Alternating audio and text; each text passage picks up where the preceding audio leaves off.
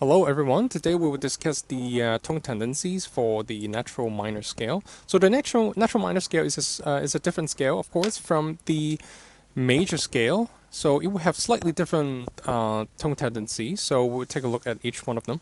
First of all, let's take a listen to the natural minor scale. So do, re, mi. You have a flat 3 here, all right, and then you have F, G, and then legato, so flat 6, flat 7, root. All right. So let's take a look at the individual notes. Again, when we are talking about whether for example, major second is a stable interval, we're really talking about this interval here. So we're playing everything against the root of the scale. Okay, root of scale. Okay. We're playing everything against the root of scale. So let's take a look at the major second. So we want to look at this interval here. This interval has a slight clash between these two because they're only a whole step apart. So normally you want to resolve this down to the root. So pretend that I'm playing two C's simultaneously. And that would definitely be a much more stable interval than this one. Alright. You can also resolve this interval up by raising the major second to the flat 3. Alright. So flat 3 is a slightly, so this interval here is a slightly less stable interval than this one here.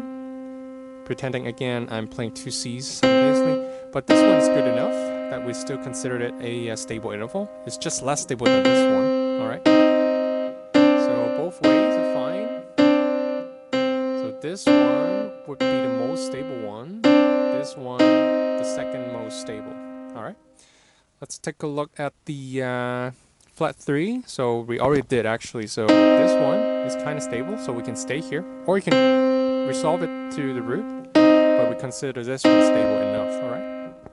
The fourth, one of the most important tones in the major scale, alright? One of the most interesting notes. So when we're talking about, the tension of the fourth degree, we're looking at this interval again, against the root of the scale. This time it wants to resolve to the flat 3. We don't have the third here, the major third here. And if you compare these two resolution, you would see that this resolution here is actually much more, this one is actually much stronger than this one. So let's take a listen again. Strong resolution, weaker resolution. So the reason is the F and E, the major third, they're only half step apart. So when they're closer, they have stronger attraction.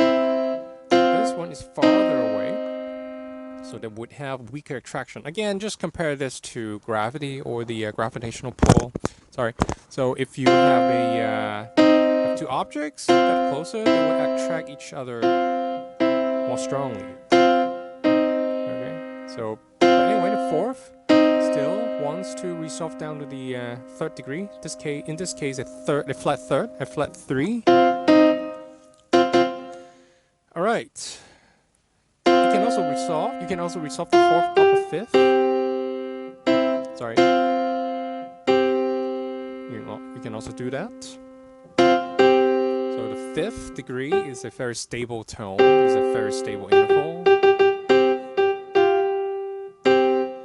Okay. So that's it for the fourth. For the fifth, again, we have the same thing. You can stay here, or you can resolve it back to the root.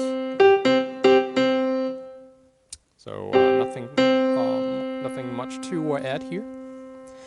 Going to the flat 6, we have a different interval than the major scale.